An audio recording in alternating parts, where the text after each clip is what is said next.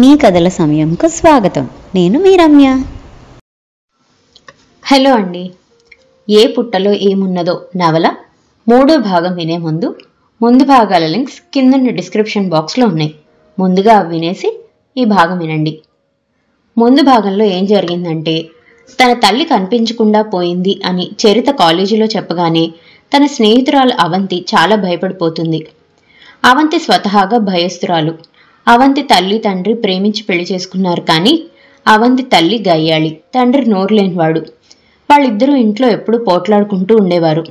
ఆ వాతావరణం వల్ల అవంతి భయస్తురాలుగా మారిపోయింది.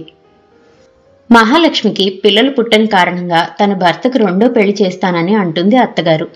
ఎలాగైనా తనకి పిల్లలు కలిగేలా దీవించమని ప్రార్థించడానికి మహాలక్ష్మి తన స్నేహితురాలైన విశాలాక్షితో కలిసి ఒక స్వామీజీ దగ్గరికి వెళ్తుంది. ఆయన ఏ తాయత్తో మంత్రమో చెప్తారు అని ఊహించింది. కానీ ఆయన ఆ కాళీమాతను నమ్ముకో అమ్మా, ఆ అమ్మవారే నీకు దయ చూపిస్తుంది అని అంటాడు. దాంతో అమ్మవారి గుడికి వెళ్తారు.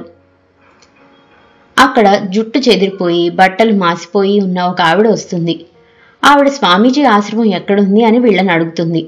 నేను అర్జెంటుగా స్వామీజీని కలవాలి, ఆయన ఎక్కడున్నారో చెప్పండి అని అడుగుతుంది. ఆయన అడ్రస్ చూపించమని అడుగుతుంది. మహాలక్ష్మి విశాలాక్షి ఆమెను అక్కడికి తీసుకెళ్తా అంటారు. మీ పేరేంటి అని అడిగిన వాళ్ళకి తన పేరు జానకి అని చెప్తుంది. మరి జానకి అసలు అక్కడికి ఎందుకు వెళ్ళింది? స్వామీజీని ఎందుకు అర్జెంటుగా కలవాలనుకుంటుంది? ఈ భాగంలో వినేద్దాం రండి. జానకి వెళ్ళి ఆ వేల్టికి 3వ రోజు. పోలీస్ రిపోర్ట్ ఇచ్చినా ఇంతవరకు ఆమె జాడ తెలియలేదు. మిత్రుల బలవంతం మీద నిన్న సాయంత్రం కొన్ని ప్రముఖమైన టీవీ ఛానల్స్లో జనార్దన్తో కలిసి వెళ్లి జానకి వివరాలు ఫోటో ఇచ్చి ప్రకటన ఇచ్చాడు భాస్కర్.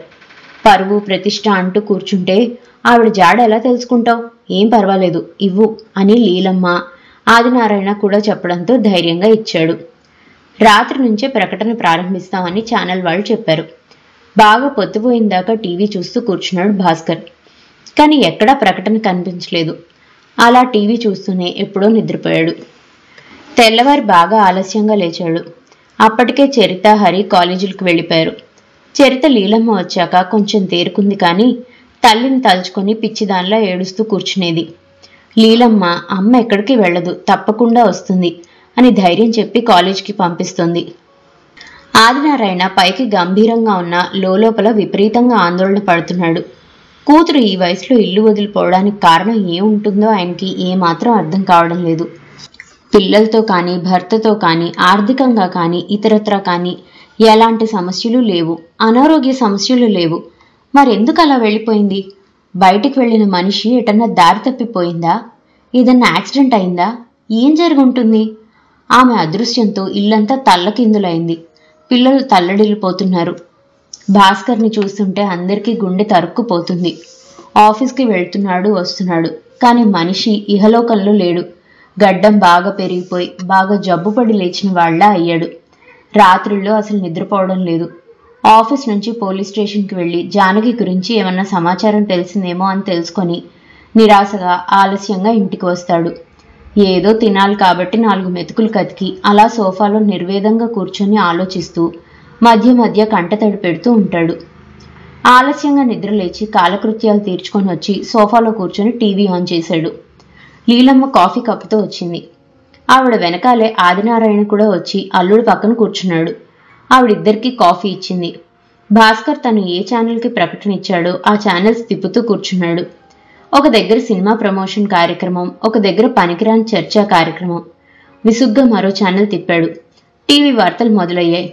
కొంతసేపు రాజకీయాలు, ఇతర వార్తలు అయ్యాక న్యూస్ రీడర్ సంగారెడ్డిలో జరిగిన ఒక విచిత్రం అంటూ ఏదో చెప్పసాగింది. ముగ్గురు శ్రద్ధగా వినసాగారు. సంగారెడ్డిలో వెలిసిన షిరిడి సాయిబాబా. సంగారెడ్డి ప్రాంతంలో మహేంద్ర యోగి రూపంలో షిరిడి సాయిబాబా వెలిశాడని, భక్తుల పాలిట కల్పవృక్షమై అలరిస్తున్నాడని తెలిసింది. సంతానం లేని వాళ్లకి సంతానం, ఉద్యోగాలు లేని వారికి ఉద్యోగాలు, ఇలా అనేక సమస్యలతో తనని దర్శించుకున్న వాళ్ళని కటాక్షిస్తూ భక్తులను అలరిస్తున్నాడని చెప్పుకోవడమే కాక వందల సంఖ్యలో ప్రజలు బాబాని దర్శించుకుంటున్నారు. బాబా వెలిసిన ప్రదేశం తండోపతండాలుగా ఆయన్ని దర్శించుకోవడానికి వెళ్తున్న ప్రజలను చూపిస్తున్నారు. లీలమ్మ భక్తిగా 2 చేతులు జోడించి కనిపించి కనిపించకుండా కనిపిస్తున్న ఆ బాబాకి దండం పెట్టుకొని అంది. బాబాగారు కనిపించే దైవం, ఒక్కసారి మనం దర్శించుకుందాం బాబు. ఇలాంటి వాళ్ళు ప్రశ్నలకు జవాబు చెప్తారు. మన జానకి గురించి అడిగితే ఆయన చెప్తారు. భాస్కర్ ఆశ్చర్యంగా అన్నాడు. ఇవన్నీ మీరు నమ్ముతున్నారా? ఇలాంటి వాళ్ళు ఈ మధ్య చాలా మంది వెలుస్తున్నారు. ఆస్తులు సంపాదించుకొని పారిపోతున్నారు. వాళ్ళేం దేవుళ్ళ అత్తయ్య గారు అన్నాడు. ఊరుకో లీలా, చాదస్తం నువ్వును. ఆయన నిజం బాబా అయితే అక్కడే ఎందుకు వెలుస్తాడు? ఆయన నిజంగా షిర్డీ బాబా నీ ప్రశ్నకు సమాధానం చెప్పేవాడే అయితే అదిగో నువ్వు ఆ ఫోటో దగ్గర నిలబడి మా జానకి ఎక్కడుంది అని అడిగినా చెప్తాడు అన్నాడు ఆదినారాయణ గోడకున్న బాబా ఫోటో చూపిస్తూ. అబద్ధం అయితే అంతమంది జనం ఎందుకు వెళ్తారు? చూడండి ఎంతమందో. అదిగో బాబాగారు. టీవీలో కనిపిస్తున్న బాబా అనబడే వ్యక్తి కనిపించడంతో ఉద్వేగంగా అరిచింది. అచ్చు షిర్డీ సాయిలాగే ఉన్నారు. ఆ కాషాయ వస్త్రాలు, ఆ తెల్లగడ్డం, ఆ ఆకుపచ్చ తలపాగా, ప్రశాంతమైన చిరునవ్వు. 2 చేతులు జోడించింది. కాషాయ వస్త్రాలు వేసుకున్న వాళ్ళంతా యోగులు బాబాలు అవుతారా లీలా? ఆదినారాయణ కొట్టిపారేశాడు. ఆవిడ భర్త వైపు చిరాగ్గా చూసి భాస్కర్తో అంది. ఏ పుట్టలో ఏ పాముందో ఎవరు చెప్పగలరు? నా మాట విని ఒకసారి వెళ్ళి వద్దాం బాబు. భాస్కర్ ఏదో చెప్పేలోగా శారద, ఆమె భర్త జనార్దన్ వచ్చారు. రామ్మ శారద, మంచి సమయానికి వచ్చావు అంటూ ఆహ్వానించింది లీల. శారద వచ్చి లీలమ్మ పక్కన కూర్చుంది. జనార్దన్ భాస్కర్ పక్కన కూర్చున్నాడు. టీవీలో చెప్పారా నిన్న మనం ఇచ్చి వచ్చాం కదా అడిగాడు జనార్దన్. అదే చూస్తున్నా, నాకు ఇంకా ఏం కనిపించలేదు అన్నాడు భాస్కర్. అప్పుడే స్క్రోలింగ్లో కనిపించింది. జానకి అనే పేరు గల 50 ఏళ్ల మహిళ 3 రోజుల క్రితం మార్కెట్కి వెళ్లి ఇంటికి తిరిగి రాలేదు. ఆమె ఎక్కడికి వెళ్ళిందో తెలియక భర్త, పిల్లలు, బంధువులు ఆందోళనతో కన్నీరు మున్నీరు అవుతున్నారు. ఆచూకీ తెలిసిన వారు సంప్రదించవలసిన చిరునామా. భాస్కర్ పేరు, ఫోన్ నెంబర్, అడ్రస్ ఇచ్చారు. అదేంటి స్క్రోలింగ్లో ఇచ్చారు? ఫోటోతో సహా సపరేట్గా వేస్తారనుకున్నా అన్నాడు జనార్దన్. భాస్కర్ ఒక్క క్షణం ఉద్వేగంతో వణికిపోయాడు. జానకి గురించి ఇలా ప్రకటన ఇప్పించాల్సి వస్తుందని ఎన్నడన్నా ఊహించాడా? కళ్లల్లో గిర్రు నీళ్లు తిరిగాయి. ఆదినారాయణ అన్నాడు. అదంతా ఒకప్పుడు దూరదర్శన్లో అలా ఇచ్చేవారు. ఇప్పుడు ప్రధాన వార్తలు తప్ప అన్నీ స్క్రోలింగ్లోనే.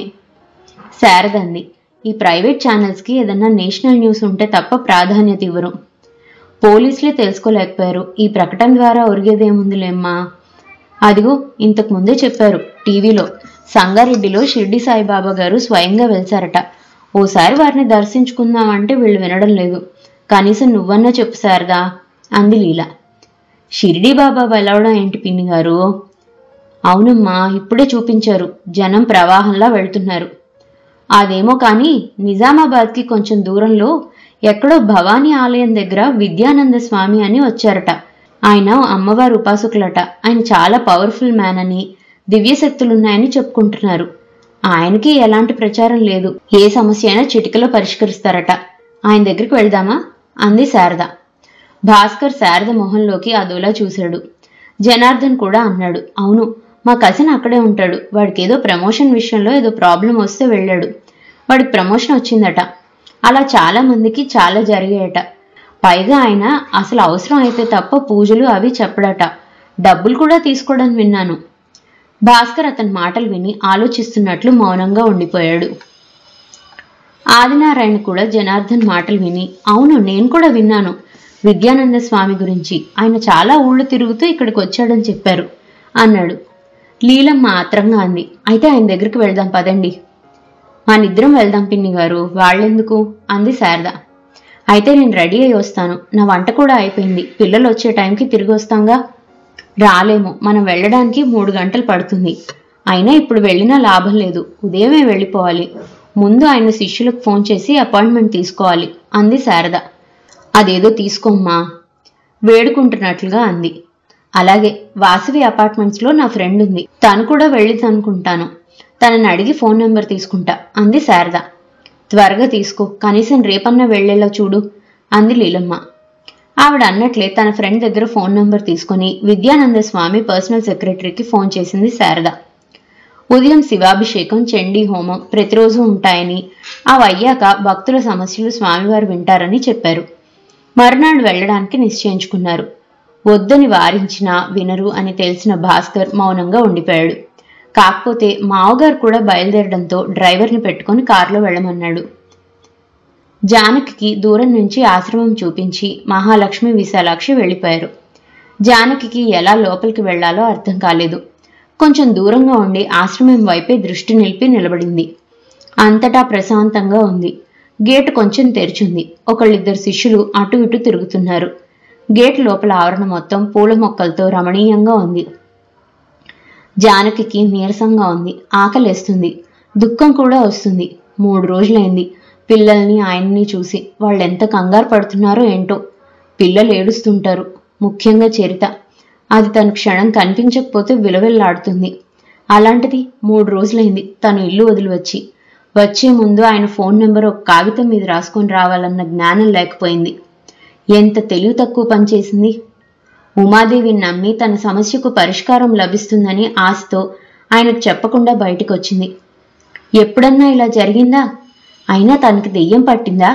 ఉమాదేవి ఏదో చెప్తే ఎవరితో ఆ విషయం చర్చించకుండా ఎందుకు నమ్మింది? కనీసం శారద కన్నా చెప్పాల్సింది కదా. జానకికి తల పగిలిపోతున్నట్లు అనిపించింది.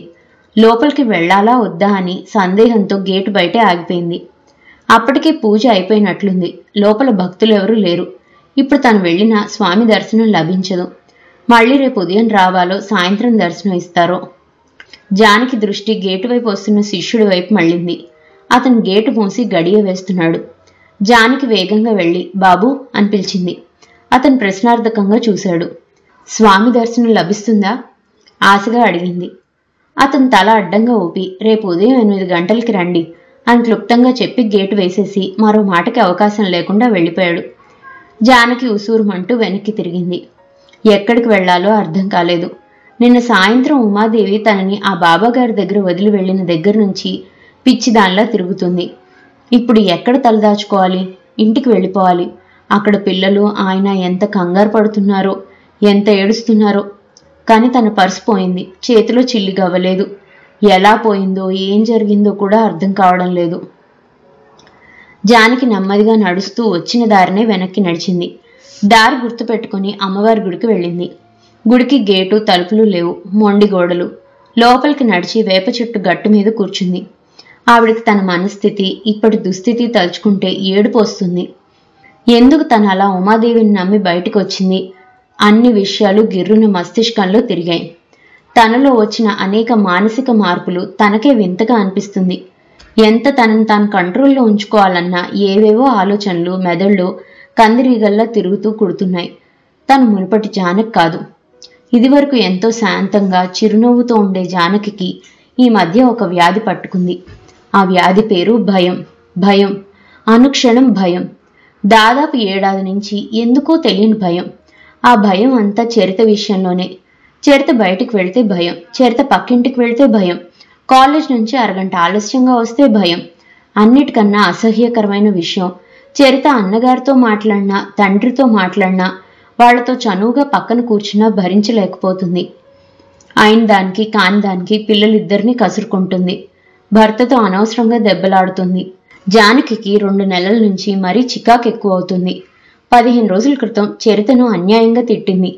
చాలా రోజుల నుంచి అందరినీ అనవసరంగా కసురుకుంటున్నా ఆ రోజు తనకి ఏమైందో, ఏ దెయ్యం ఆహ్వానించిందో రాక్షసులా ప్రవర్తించింది. చరిత హరి పక్కపక్కన కూర్చొని చదువుకుంటూ ఎందుకో దెబ్బలాడుకున్నారు. చరిత హరి మీద పడి వీప్ మీద కొడుతూ చీట్ చేసావన్నా అని అల్లరి చేస్తుంటే తన ఆవేశంతో ఒళ్ళు మర్చిపోయి అరిచింది. ఎందుకే అలా వాడి మీద మీద కూర్చుంటావు? ఎడంగా కూర్చోలేవు అని అరిచింది. ఆవిడ అలా అరిచేసరికి అన్నా చెల్లెళ్ళిద్దరూ బిత్తరపోయారు. అప్పటిదాకా వాళ్ల అల్లరితో గోలగోలగా ఉన్న ఇల్లు అకస్మాత్తుగా నిశ్శబ్దంగా మారిపోయింది.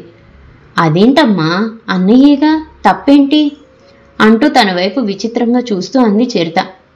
ఆ పిల్లకి ఏం సమాధానం చెప్పాలో తెలియక గట్టిగా, అయితే పో నీ గదిలో చదువుకో అంటూ తిట్టింది. అప్పుడే ఇంటికి వచ్చిన భాస్కర్ బిక్కమొహాలతో ఉన్న పిల్లల్ని, చరిత కళ్లల్లో నీళ్లని చూసి ఏమైంది అని అడిగాడు. చరిత జరిగింది చెప్పబోయే లోపలే జానకి, నోరు మూసుకొని లోపలికి వెళ్తావా లేదా అని మళ్ళీ అరిచింది. భాస్కర్ పిల్లలు ఆవిడ అరుపుకి మ్రాన్పడిపోయారు. ఏమైంది జానకి అని అడుగుతున్న భాస్కర్తో, ఏం అవ్వలేదు, నేను ఇంకా బతికే ఉన్నా, వెళ్ళి కాళ్ళు చేతులు కడుక్కురండి, కాఫీ ఇస్తాను అంటూ వంటగదిలోకి వెళ్లబోతూ హరి వైపు చూసి, నువ్వేంట్రా దిక్కులు చూస్తున్నావు, చదువుకో అని అరిచి లోపలికి వెళ్ళింది. అప్పటి వరకు ఆవిడ చరిత మీద అలా ఎందుకు అరుస్తుందో అర్థం కాక బిత్తరపోయి చూస్తున్న హరి తల్లి తనను కూడా అరిచేసరికి తండ్రి వైపు చూసి లోపలికి వెళ్ళిపోయాడు మౌనంగా. భాస్కర్ జానకి ఇచ్చిన కాఫీ కప్పు అందుకొని, అదేంటి జానకి, అన్నా చెల్లెళ్ళు సరదాగా ఉంటే అరుస్తున్నావెందుకు, అదేం తప్పు చేసింది అన్నాడు. నీకేం తెలీదు, ఊరుకోండి. ఒక వయసు వచ్చాక ఆడపిల్ల కుదురుగా ఉండడం నేర్చుకోవాలి. అన్నైనా నాన్నైనా చిన్నపిల్లల్లా అలా మీద మీద పడి మాట్లాడడం ఎందుకు అని భర్తను కసినింది. Are you mad? కోపంగా అన్నాడు భాస్కర్. భార్య అలా అన్నా చెల్లెళ్ల మధ్య రిస్ట్రిక్షన్ పెట్టడం నచ్చలేదు. అవును, నేను పిచ్చిదాన్నే, సరేనా? ఉద్రేకంగా అని అక్కడి నుంచి బెడ్రూంలోకి వెళ్లిపోయి నిశ్శబ్దంగా ఏడవసాగింది. ఆమె వెనకే వచ్చిన భాస్కర్ ఆ ఏడుపు చూసి చికాకు పడ్డాడు. మొగుడిని కొట్టి మొరపెట్టుకున్నట్లుంది నీ వాలకం. అకారణంగా పిల్లల్ని తిట్టి నువ్వేడుస్తావే అన్నాడు సీరియస్గా. అంతేకాదు, చరిత కాలేజ్ నుంచి 10 నిమిషాలు ఆలస్యంగా వస్తే రాక్షసులా మీద పడి ఖర్చినంత పని చేస్తుంది. నేనెక్కడికి వెళ్తాను? కాలేజ్ నుంచి నేరుగా ఇంటికే వస్తున్నా. 10 నిమిషాలు ఆలస్యం అయితే ఇంత గోల్ చేస్తావేంటమ్మా? ఇదివరకు లేదు, ఈ మధ్య నన్ను అయిన దానికి కాని దానికి తిడుతున్నావు. నీకు నేను ఇంట్లో ఉండడం ఇష్టం లేకపోతే చెప్పు, హాస్టల్లో ఉంటాను అని ఏడుస్తూ లోపలికి వెళ్ళిపోయింది.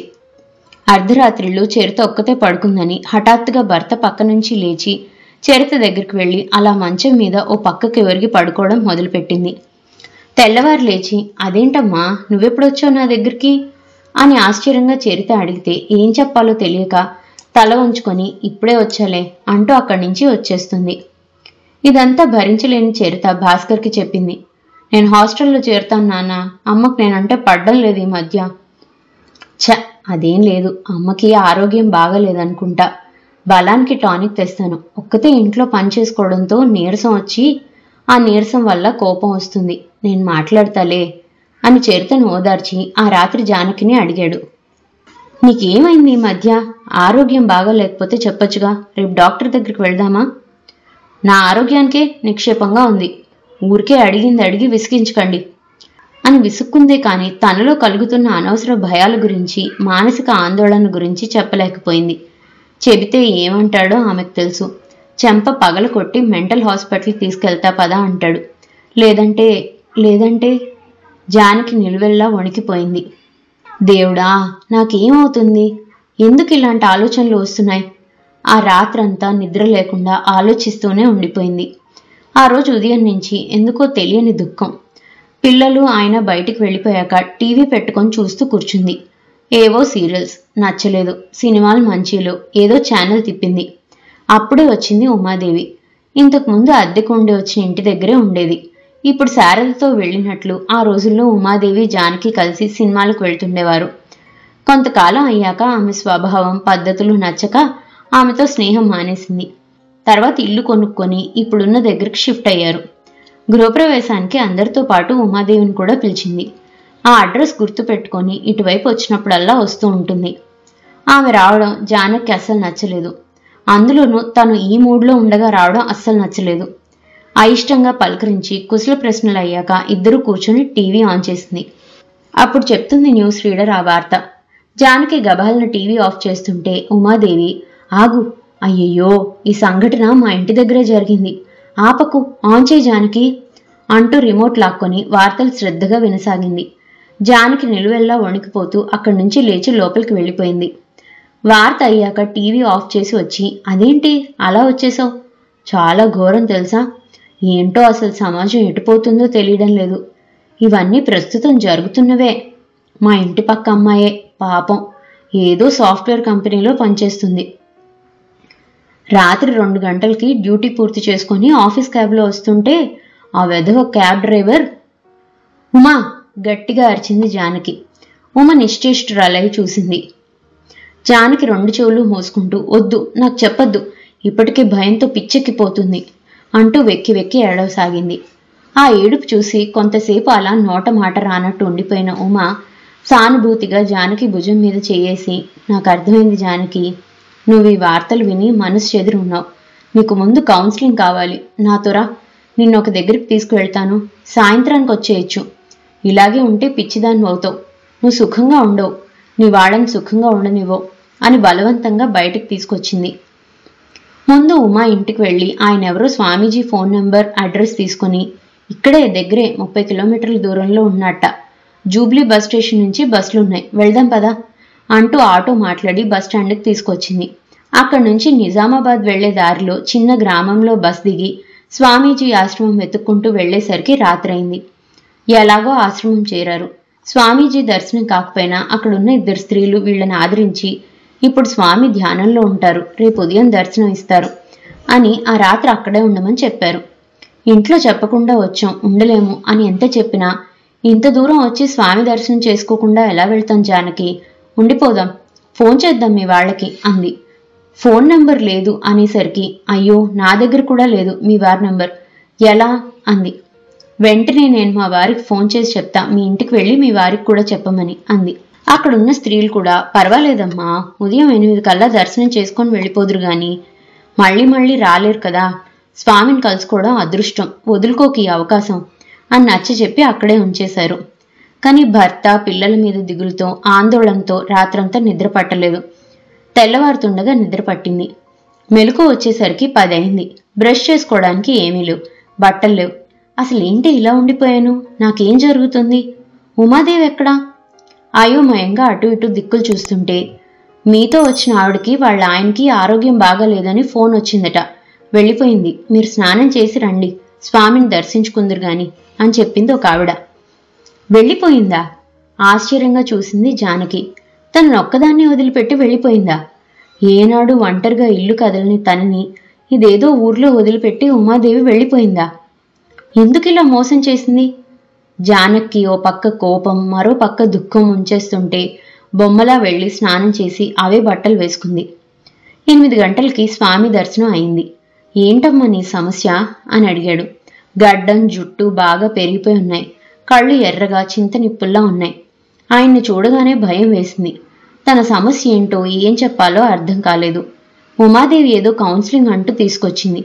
ఎందుకు కౌన్సిలింగ్? తన సమస్య ఏంటి? ఏమీ తెలియడం లేదు. అసలు బ్రెయిన్ ఫ్రీజ్ అయినట్లుగా ఉంది ఆవిడికి. చెప్పు, ఏంటి సమస్య? భర్త కష్టాలు పెడుతున్నాడా? అమ్మాయి పెళ్లి కావడం లేదా? గబగబా తల అడ్డంగా ఊపి, కాదు స్వామి, ఎందుకో తెలియని భయం కలుగుతుంది, ఆ భయం గురించి ఎవరికైనా చెప్పాలన్నా భయంగానే ఉంది అంది. ఆయన అదోలా నవ్వాడు. భయం, అదన్నమాట సంగతి. మంచిది, నువ్వు 2 రోజులు ఇక్కడే ఉండు, నీ భయం పోగొడతాను. రాజమ్మ అని పిలిచాడు. రాజమ్మ వచ్చింది. ఈమెని నీ గదిలో ఉంచుకో, ఆమె భయం ఏంటో తెలుసుకో అని చెప్పి జానకి వైపు చూసి వెళ్ళు, ఆమెతో ఉండు అన్నాడు. జానకి అయోమయంగా చూస్తూ ఆ రాజమ్మతో వెళ్ళింది. ఆమె తన గదిలోకి తీసుకువెళ్ళి టిఫిన్ తిన్నావా అంది. మనిషి బాగా నల్లగా ఉంది, విపరీతమైన ఒళ్ళు, నల్లగా బాగా చిక్కగా ఉంగరాలు తిరిగిన జుట్టు. ఆమె నవ్వు చూస్తుంటే రోతగా ఉంది. తనని చూస్తున్న జానకిని హెచ్చరిస్తూ టిఫిన్ తిను అంటూ ప్లేట్లో ఉప్మా తెచ్చింది. ఆకలిగా ఉన్న జానకి గబుక్కున ప్లేట్ అందుకొని ఉప్మా తినేసింది. కూర్చో, వస్తా అంటూ రాజమ్మ గదిలోంచి బయటికి వెళ్ళింది. జానకి కిటికీలోంచి బయటికి చూసింది. రాత్రి సరిగ్గా గమనించలేదు. అది ఆశ్రమంలా లేదు. ఓ చిన్న పెంకుటిల్లు, చిన్న గేటు, 4 అడుగులు నడిస్తే లోపలికి రావడానికి ద్వారం, చుట్టూ కాంపౌండ్ వాల్. ఎక్కడా ఒక్క పూల మొక్క కూడా లేదు, కనీసం తులసి మొక్క కూడా లేదు. రాజమ్మ కాక మరి 2-3 స్త్రీలున్నారు. ఒక 16 ఏళ్ల కుర్రాడున్నాడు. ఎందుకో ఆ ఇల్లు, ఆ వాతావరణం, స్వామీజీ, రాజమ్మ ఎవరూ నచ్చలేదు జానకి. తనిక్కడ 2 రోజులు ఉండాలా? జరగని పని. ఎలా ఉంటుంది? అవతల ఇంట్లో ఎంత గోలవుతుందో. ఆయన తన కోసం పోలీస్ రిపోర్ట్ ఇచ్చినా ఇస్తారు. వెళ్ళిపోవాలి, ఇక్కడి నుంచి వెళ్ళిపోవాలి. జానకి అస్థిమితంగా అటు ఇటు తిరగసాగింది. ఉమాదేవి తనని ఇక్కడికి ఎందుకు తీసుకొచ్చింది? చెప్పా చేయకుండా ఎందుకు వెళ్ళిపోయింది? వీళ్లకి ఉమాదేవికి ఏంటి సంబంధం? అనేక రకాల ప్రశ్నలతో జానకి తల పగిలిపోతున్నట్లు అనిపించింది. పిల్లలు, భర్త ఏమైపోతారు? వెళ్ళిపోవాలి. తనేమైపోయిందో అని వాళ్ళెంత కంగారు పడుతున్నారో ఏంటో. జగన్మాత నన్ను కాపాడు, నేను తెలివి తక్కువగా ప్రవర్తించాను. నా భర్తకి చెప్పకుండా మొదటిసారి ఇల్లు వదిలి వచ్చాను. నన్ను క్షేమంగా ఇల్లు చేర్చు తల్లి, అమ్మవారిని వేడుకుంటూ అలాగే కూర్చుంది. ఈ ఊరు పేరేంటో, ఇక్కడి నుంచి హైదరాబాద్ వెళ్లడం ఎట్లాగో, అసలంటూ బస్టాండ్కి వెళ్తే అన్నీ తెలుస్తాయి. కానీ పర్స్ పోయింది, డబ్బులు లేవు, ఎలా ఇక్కడి నుంచి బయటపడాలి? జానకి ఆలోచిస్తూ ఉండగానే భోజనం టైం అయిందని భోజనం తెచ్చిపెట్టింది రాజమ్మ. ఆకుకూర పప్పు, వంకాయ కూర, అన్నం. తినాలని అనిపించలేదు, కానీ ఆకలితో కళ్ళు తేలిపోతున్నాయి. ఇంత తిని ఇక్కడి నుంచి బయటపడితే ఎలాగో అలా బస్టాండ్కి వెళ్ళొచ్చు. నడిచే ఓపికొస్తుంది. కొద్దిగా అన్నం కలుపుకొని నోట్లో పెట్టుకుంది. రుచిగానే ఉంది. జానకి భోజనం చేస్తుంటే అడిగింది రాజమ్మ. నీ భర్త ఏం చేస్తుంటాడు? చెప్పింది జానకి. ఎంతమంది పిల్లలు? జానకి చెప్పింది. నీ వయసు? 51 పూర్తవుతుంది వచ్చే నెల. అంత వయసున్నట్లేవే, బాగానే ఉన్నావు పిటపిటలాడుతూ. జానకి నోట్లో ముద్ద జారిపోయింది. స్థాణువులో చూసింది. ఏంటి అట్లా చూస్తున్నావు? స్వామి నీ సమస్య తీరుస్తాడులే, భయపడుకో. రాత్రి 8 గంటలకి ధ్యానం చేశాక నిన్ను పిలుస్తాడు. అప్పుడు నీ ప్రశ్నలు వింటాడు. ఆమె భాషలో ఏదో లోపం. ఎక్కడా సభ్యత, సంస్కారం లేని భాష. నవ్వులో విషం. మనిషి బాగా మధుమెక్కిన దానిలా ఉంది. జానకి అనుమానం వచ్చింది. భయంతో ఒళ్ళు జలదరించింది. తిను తిను అంటూ రాజమ్మ అక్కడి నుంచి లేచి వెళ్ళిపోయింది. జానకి ఇంక మెతుకు కూడా సహించలేదు. గబాలను లేచి కంచం తీసి కిటికీలోంచి బయటికి మిగిలిన అన్నం వంపేసింది. గ్లాసులో నీళ్లతో చేయి కడుక్కొని గదిలోంచి బయటకు వచ్చింది. ఒక చిన్న వరండా, వరుసగా అటు ఇటు 2 గదులు. వరండా దాటి వెళ్తే 4 మెట్లు, దిగి 4 అడుగులు వేస్తే గేటు. అందరూ లోపల అన్నాలు తింటున్నట్లున్నారు. జానకి వేగంగా బయటికి నడిచింది. ఎవరూ ఊహించలేదు ఆమె వెళ్ళగలదని. అందుకే ఎవరూ చూడలేదు. జానకి ఆగకుండా రోడ్డు మీదకి వచ్చింది. లీలమ్మ, శారద ఉదయాన్నే లేచి ఇంట్లో వాళ్లకు వంటలు చేసి పెట్టి 6:30 కల్లా బయలుదేరారు. వాళ్లతో పాటు వెళ్ళాలి అనుకున్న ఆదినారాయణ కొంచెం నలతగా ఉండి లేవలేకపోవడంతో ఇద్దరే వెళ్లారు. వాళ్ల అజ్ఞానానికి విచారిస్తూ భాస్కర్ ఉదాసీనంగా ఉండిపోయాడు. తనకి బాగా తెలిసిన ట్రావెల్స్కి ఫోన్ చేసి మంచి డ్రైవర్ని పిలిపించాడు. శారద వాళ్ల కారులో 2 ఆడవాళ్లు జానకిని వెతుక్కుంటూ మరో ఊరికి వెళ్తుంటే తనది చేతకాని తనమా, నిస్సహాయత అర్థం కాలేదు భాస్కర్కి. కాని వాళ్లలా తన బాబాలను, స్వామీజీలను నమ్మి వెళ్లడం మూర్ఖత్వమే కాదు, చేతకానితనం కూడా అనిపించింది. స్విఫ్ట్ కార్ నిజామాబాద్ బయలుదేరింది. డ్రైవర్కి దారి స్పష్టంగా తెలిసిన భాస్కర్ మరోసారి నాగోల్ మీదుగా ఉప్పల్ క్రాస్ రోడ్స్ నుంచి ఎలా వెళ్లాలో చెప్పాడు. అప్పటికే ట్రాఫిక్ క్రమంగా పెరుగుతూ ప్రతి సిగ్నల్ దగ్గర ఆగుతూ క్లాక్ టవర్ దగ్గరికి వచ్చేసరికి 1 గంట దాటింది. ఈ లెక్కన ఎన్నింటికి చేరతామో అంది లీలమ్మ. శారద అవునన్నట్లుగా తల పంకించి బయటికి చూడసాగింది. గ్రీన్ లైట్ వెలిగింది. కారు ముందుకు కదిలి కొంత దూరం వెళ్లి యూటర్న్ తీసుకొని ఎడం పక్కకు తిరిగింది. అమ్మయ్య, ఇక్కడి నుంచి పెద్దగా ట్రాఫిక్ ఉండదులేండి అంది శారద నిట్టూరుస్తూ. మనం వెళ్లేసరికి స్వామివారు పూజ పూర్తి చేసుకుని భక్తులకి దర్శనం ఇస్తుంటారు కాబోలు అంది లీలమ్మ. శారద కూడా అదే అనుకుంది. పోనీలే, ఆయన దర్శనం అయ్యి పిల్ల జాడ చెప్తే చాలు అందావిడ మళ్ళీ. చెప్తారులేండి ఆవిడ్ని ఓదారుస్తూ అంది శారద. ఏంటో ఈ వయసులో ఈ దౌర్భాగ్యం ఏంటమ్మా, కర్మ కాకపోతే అంటూ జానకి చిన్నతనం దగ్గర నుంచి ఆమె స్వభావం, ఆమె సాత్వికత, ఆమె చదువు, పెళ్లి అన్ని విషయాలు చెప్పసాగింది లీలమ్మ. శారదకి జానకి స్వభావం బాగా తెలుసు. సాత్వికురాలు, కుటుంబానికే అంకితమైన స్త్రీ. భర్త అంటే ప్రేమ, పిల్లలంటే ప్రాణం. తనకంటూ స్వంత జీవితం అనేది లేదని వాళ్లే తన జీవితాన్ని నమ్మిన అమాయకురాలు. అయితే అనూహ్యంగా జానకి ఈ మధ్య కొంచెం పరధ్యానంగా, చికాగ్గా ఉండడం తను గమనించింది. ఇదివరకు కొత్త సినిమా రాగానే కొత్త సినిమా వచ్చిందటగా శారదా, మంచి సినిమానా, వెళ్దామా అంటూ ఇంటికి వచ్చేసేది. ఇటీవల తమాషాగా మారిపోయింది. తను వెళదామన్నా వద్దులే శారదా, ఇంట్రెస్ట్ లేదు అంది. ఒక షాపింగ్, సినిమా, ఆఖరికి గుడికి కూడా ఎంతో బలవంతం చేస్తే తప్ప ఇంట్లో నుంచి కదలని జానకి హఠాత్తుగా ఎక్కడికి మాయమైపోయింది? కావాలని ఇల్లు విడిచి వెళ్ళిందా? ఎందుకు? ఏదన్నా బలమైన కారణం ఉండాలి కదా. టార్బండ్ క్రాస్ రోడ్ దగ్గరికి వస్తుంది. హఠాత్తుగా శారద దృష్టి రోడ్డుకి 2 పక్కలా పెట్టిన ఫ్లెక్సీల మీదకు పోయింది. మహేంద్ర బాబా, అపర షిరిడి సాయిబాబా, అద్భుతమైన శక్తులు కలిగిన బాబాని దర్శించుకోండి, మీ సమస్యల నుంచి సాంత్వన పొందండి. మీ అమ్మాయి వివాహం కావడం లేదా? మీ అబ్బాయికి అమెరికా వెళ్ళడానికి వీసా రాలేదా? మీకు సంతానం కలగలేదా? మీ భర్త మిమ్మల్ని హింసిస్తున్నారా? ఎలాంటి సమస్య అయినా తన దివ్యశక్తులతో చిటికలో మాయం చేసే బాబాగారు సంగారెడ్డి సమీపంలోని సాయిబాబా ఆలయం. వెనక నుంచి గట్టిగా హారన్ మోతలకి చిరాగ్గా తల వెనక్కి తిప్పి చూసింది శారద. వెనకాల చాలా వెహికల్స్ ఆగి ఉన్నాయి. సిగ్నల్ పడింది కదా, సెన్స్ ఎందుకుండదు వీళ్ళకి, ఊరికే హారన్ మోగిస్తారు అనుకుంటూ లీలమ్మ వైపు చూసి ఆవిడకి మహేంద్ర బాబా ఫ్లెక్సీ చూపిస్తూ అడిగింది. ఆయనేనా మీరు చెప్పిన బాబాగారు? ఆవిడ రోడ్డు మీద నుంచి ఫ్లెక్సీల వైపు చూసింది. ఆయనే, చూసావా మొహంలో ఎంత తేజస్సో, అంది భక్తిగా వెలిగిపోతున్న మోహంతో. శారద పరీక్షగా చూసింది. గడ్డం, కాషాయ వస్త్రాలు, మెడలో గుత్తులుగా ఉన్న హారాలు. ఆవిడకు కనిపించిన తేజస్సు శారదకు కనిపించలేదు. వీరిని కూడా ఒకసారి దర్శించుకుందాం శారదా అందావిడ. అలాగేలేండి, చూద్దాం. విద్యానంద స్వామి గారి దగ్గర పని అయ్యాక వీలైతే ఆయన్ని కూడా దర్శించుకుందాం అంది శారద అంతగా ఆసక్తి చూపించకుండా. కారు మరికొద్దిసేపటికి హైవే మీదకి చేరింది. శారదకి నెమ్మదిగా కళ్ల మీదకి నిద్ర ఆవరించి కళ్ళు మూసుకుంది. ఇదండి ఏ పుట్టలో ఏమున్నదో నవల 3వ భాగం. మరో భాగంతో మళ్ళీ కలుసుకుందాం. అంతవరకు సెలవు. ఈ కథ కనుక మీకు నచ్చినట్లయితే లైక్ చేయండి, షేర్ చేయండి. అండ్ మరిన్ని ఇంట్రెస్టింగ్ కథల కోసం ప్లీజ్ సబ్స్క్రైబ్ టు మీ కథల సమయం. Thank you.